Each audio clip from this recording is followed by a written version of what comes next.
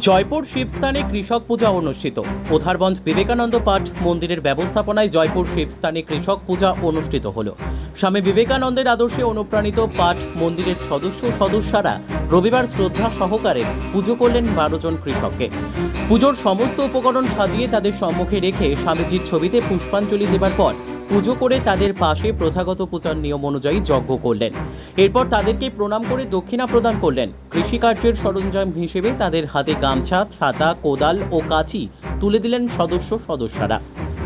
উধারবন্দ থেকে শিবাজি ধরের report, Nababarta today.